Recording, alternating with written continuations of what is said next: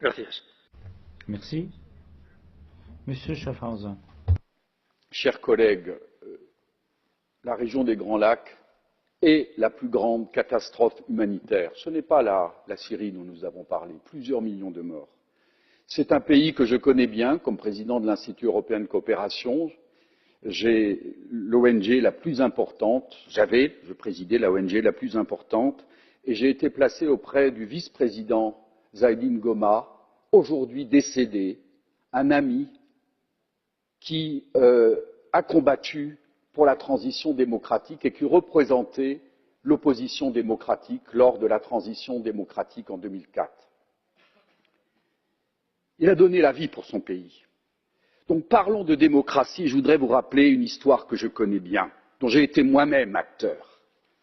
En République démocratique du Congo, l'opération dite des rebelles masquait une invasion organisée par les États-Unis qui utilisait Laurent Désiré Kabila.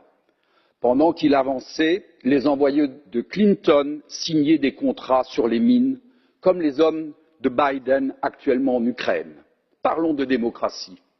Laurent Désiré Kabila, stoppé par la France et l'Angola, se rapproche de la France car il estimait que c'était les intérêts de la République démocratique du Congo. Vous, les Belges, et je peux donner des précisions si c'est nécessaire, avec l'autorisation des Américains, vous décidèrent de l'assassiner. Joseph Kabila lui a succédé. Il fut votre homme, mais préoccupé de la souveraineté de son pays et de son indépendance, il ne vous convient plus. La RDC a besoin de stabilité et non de votre interventionnisme orienté selon des intérêts variables. Toute nouvelle instabilité dans cette zone équivaut à condamner à nouveau à mort des millions de civils. C'est toute l'Afrique subsaharienne qui s'enfoncera dans le chaos si cette région tombe à nouveau dans le chaos.